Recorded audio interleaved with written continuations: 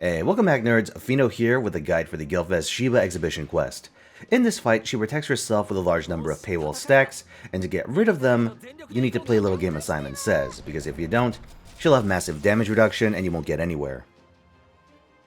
Now how this works is that after turn 1, Sheba will start handing out buffs to your party members, and your job is to use them before your turn ends. For instance, if you get star generation, you need to just generate stars. If you get NP gain, you need to gain NP. It's easy stuff like that.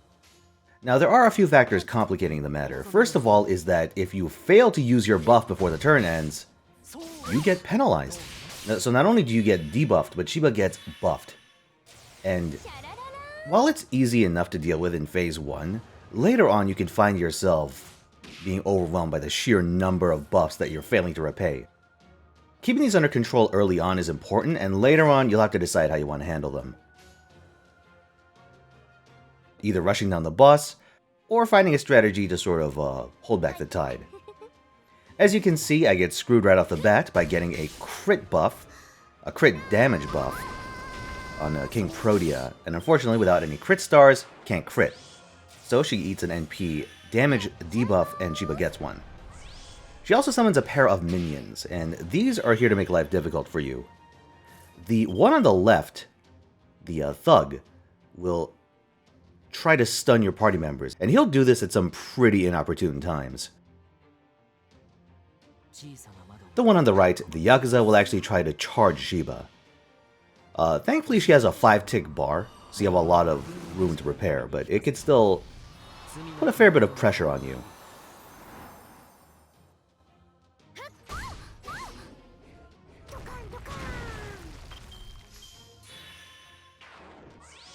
Yeah, for my part, I decided to go with sort of a Mimi King Protea team. I thought about doing sort of a low-end rider, but they've already all been covered. Well, all the ones I like have already been covered. You know, your Ushiwakamarus, your Kentucky Riders, and your Ryomas.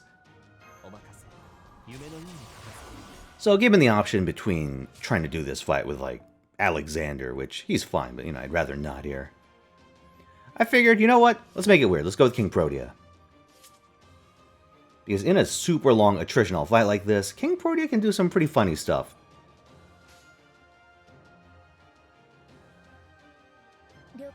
Also, I want to point out that the game is very lenient about what constitutes NP gain and star gen.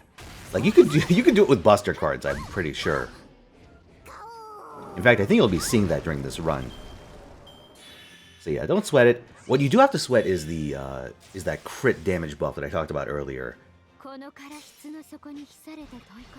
Yeah, especially early on when you won't actually be dealing damage to Shiva, you'll want to have an eye on accumulating stars. Like, you know, if you have time between getting rid of your buffs. Now, you might think to get rid of the minions to simplify the fight, but this has a couple of consequences. First of all, it'll free up Sheba's actions, and over the course of the fight, she becomes substantially more dangerous, the more action she has.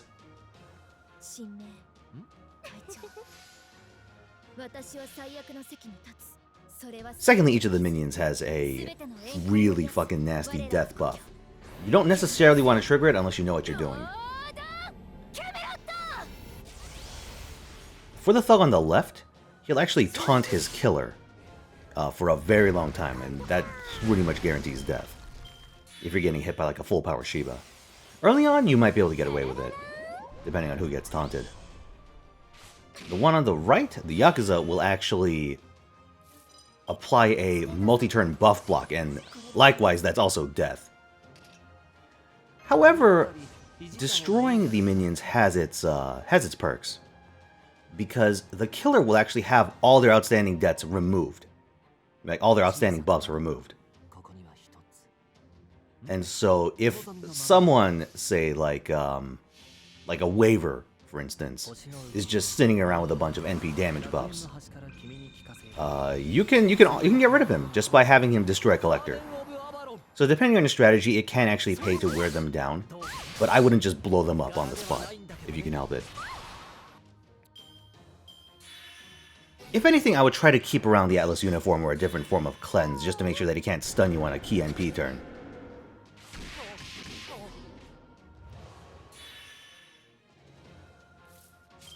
But yeah, for my core, I decided to go with King Protea Merlin Mash, and this gives me a ton of defenses and healing. With that many NP damage buffs, I opt not to challenge her NP, but, you know, once those go away, because eventually they will, it should be just fine.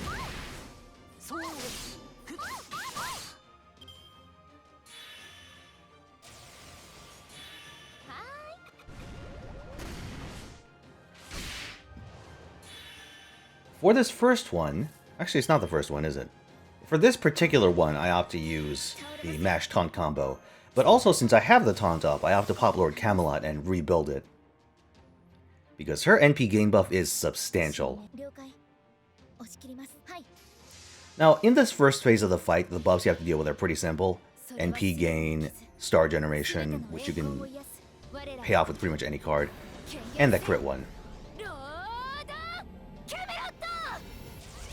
Yeah, over the course of the fight, though, the buffs you have to manage become more and more complex.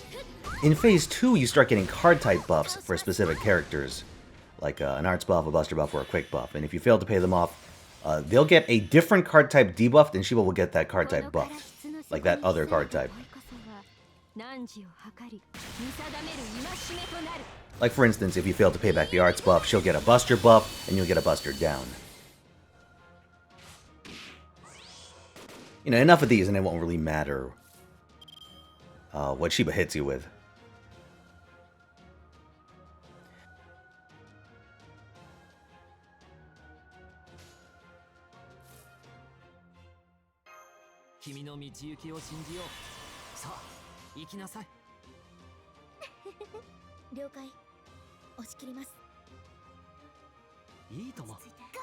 Phase 2 also introduces that NP damage buff I talked about earlier, and this can give you a lot of problems because some of these servants, they don't have damaging NPs.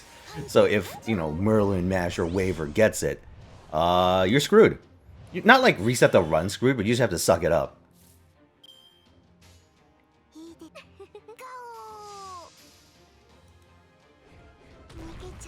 Because it doesn't just let you use their NP to get rid of it.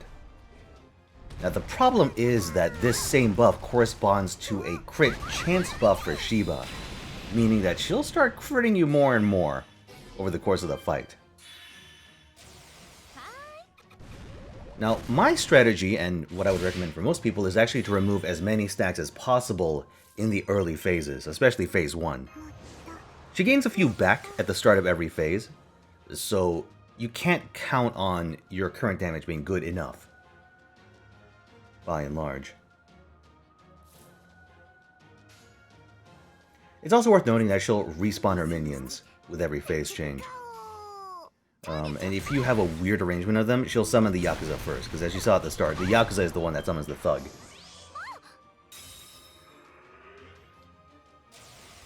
And obviously if you have multiple Yakuza running around, she'll start gaining charge really fast.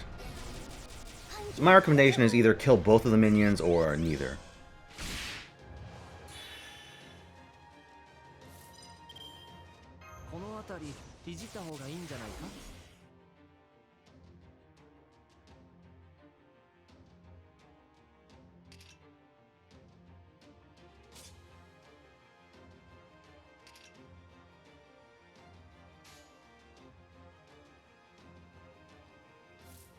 It's also worth noting that, while the fight incentivizes you to run a rider main attacker, you do have to worry about the Yakuza and the Thug being assassins.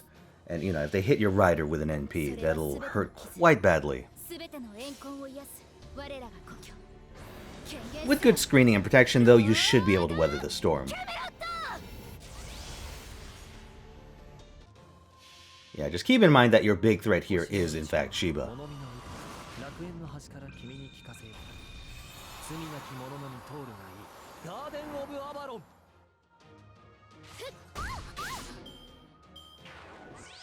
Alternatively, you can run an alter ego or like a ruler to, you know, soften the damage that you're taking all around. You can do that. Personally, I think a lot of the relevant alter egos aren't amazing for this fight, because they don't have like strong defenses or protection. Passion that might be able to do it.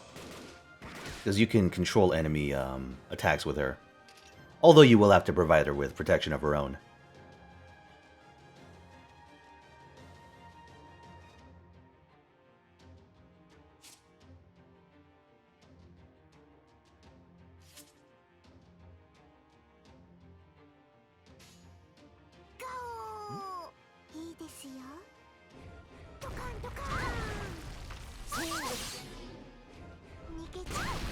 Oh yeah, that's a nice crit.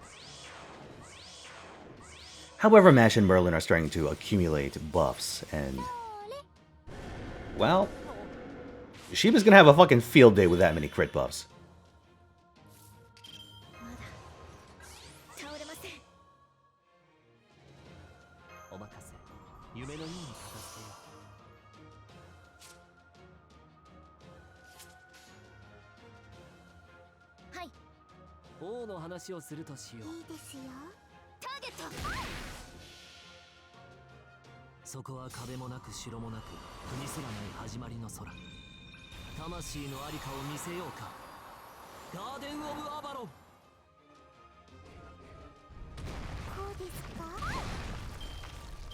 Yeah, this fight does have something of an annoying RNG element to it.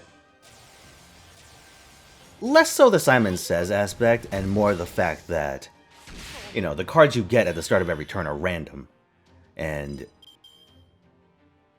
you know, if you have to use, say, Merlin's Quick card, or his Buster card, you may have to wait a couple of turns. So, over the course of the fight, Sheba can actually gain quite a few, and there's not a whole lot you can do about it. Which, again, is why I recommend starting slow and then accelerating rapidly, especially as you enter Phase 3.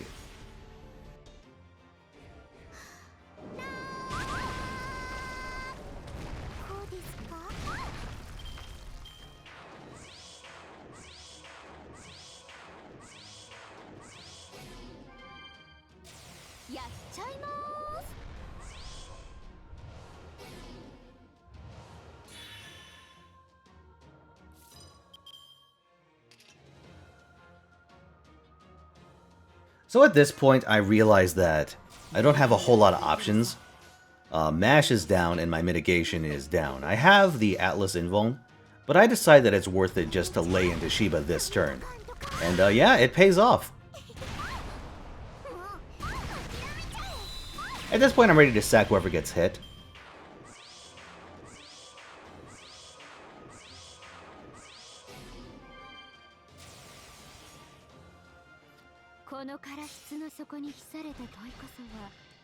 Unfortunately for me, she picks King Protea. And as you can see, that's a fair bit of damage she's taking. Fortunately for me, she's King Protea and survives. So that actually worked out pretty well for me, although at less than half health, I will need to keep her safe for a couple of turns, just to build back her strength.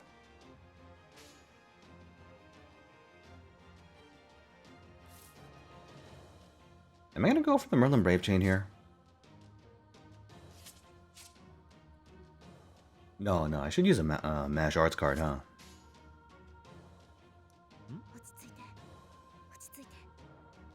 Yep, and I do.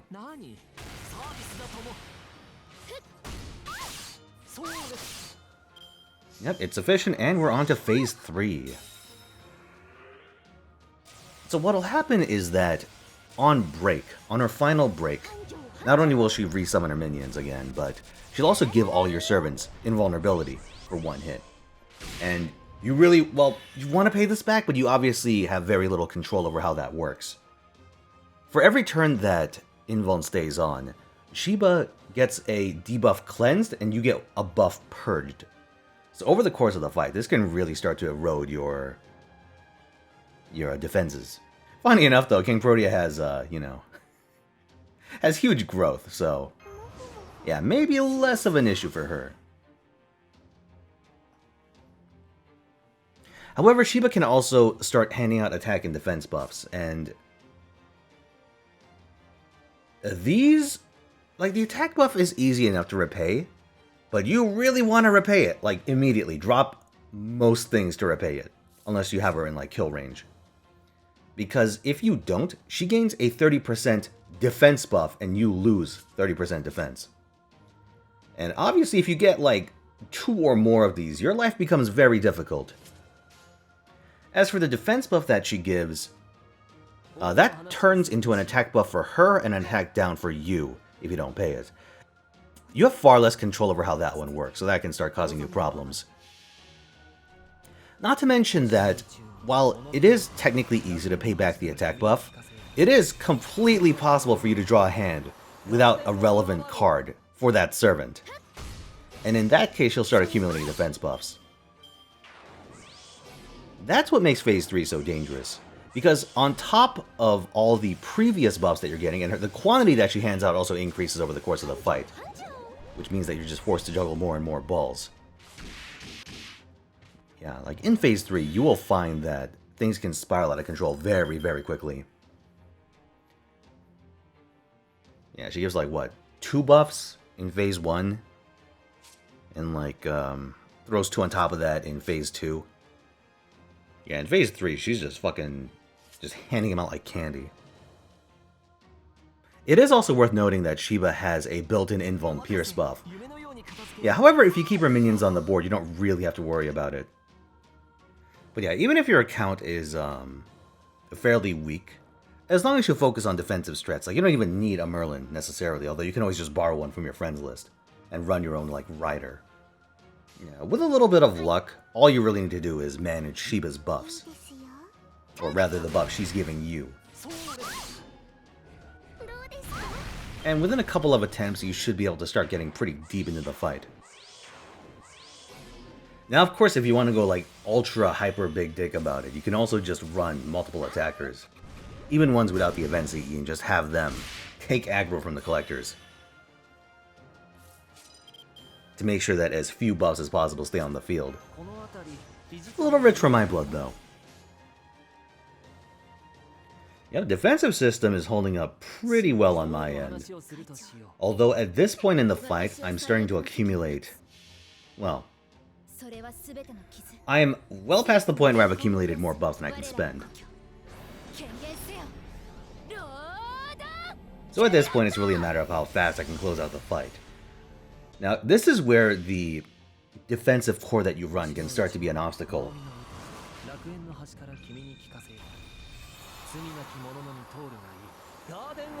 Because trying to do deeps with Merlin and Mash just eating up your hands can be a little obnoxious.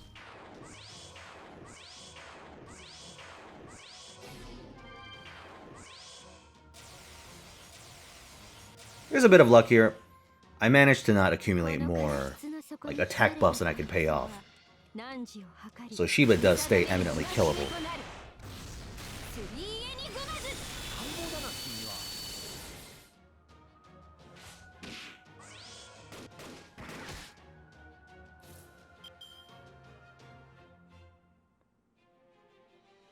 Well, I gotta say, even with these expanded buff bars, this looks pretty fucking ridiculous. Pretty sure I go for the Brave Chain here. You might think it's a little weird that I chose King Protea, and I'm not going to use your NP until, like, super late. But this is one of those cases where the base kit is the real prize. As you saw earlier, with a little bit of help, she was able to tank a Sheba NP, and that Sheba NP had some pretty nasty buffs on it.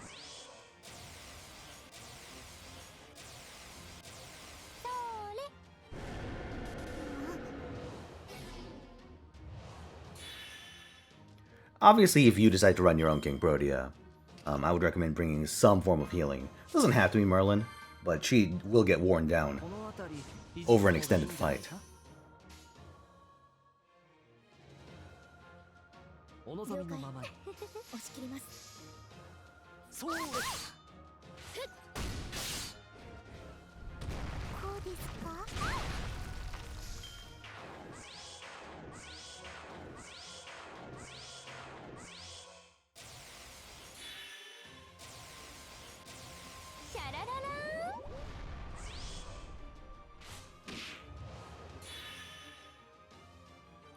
Yeah, at this moment, Sheba has 2 defense stacks on her, which means I'm doing about 40% damage.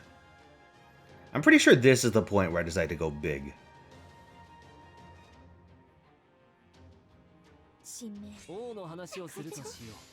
No, it is not. Waiting for another arts chain. I guess at this point I'm still super hesitant about actually, like, committing King Protea to not getting protection. Because once she gets that buff lock on her, I can't give her invuln. Well, Merlin's invuln anyway. Doesn't really stop Mash from doing her normal thing.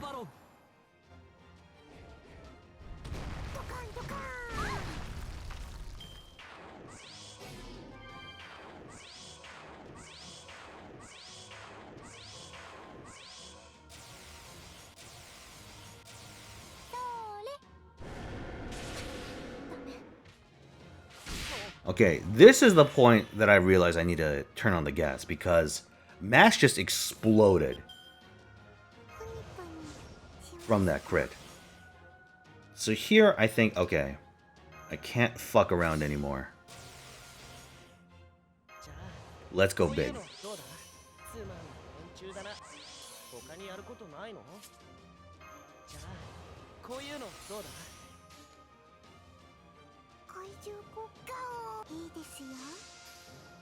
You may have noticed that I don't actually use King Protea's second skill at any point during this fight. I don't really need to, because again, the defensive value of those health stacks is substantially higher than the damage I'd be getting from just NPing a second time.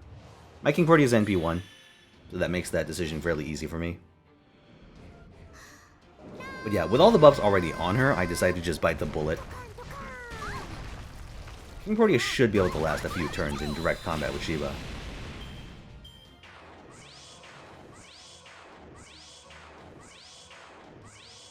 Although she now has a 3rd defense buff.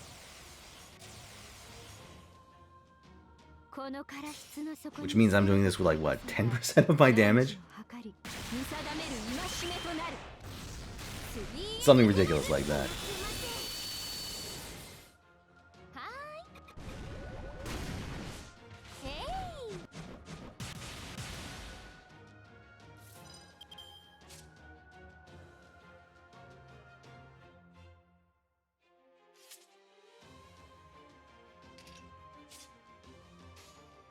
Thankfully, though, that 100% King Protea Buster card looking like quite a snack. Oh, yeah. That's the power of Buster, baby.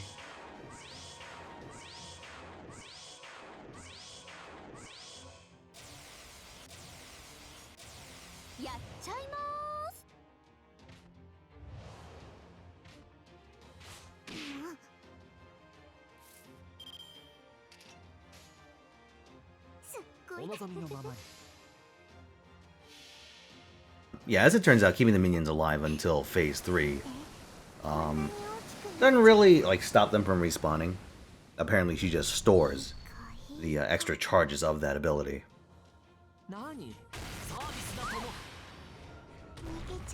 But at this point I've gotten her low enough where King Protea is able to beat her down, and I win. Alright, with that said, I hope you enjoyed that shit show. Like if you liked the video, subscribe for more, and I'll see you next time. Peace.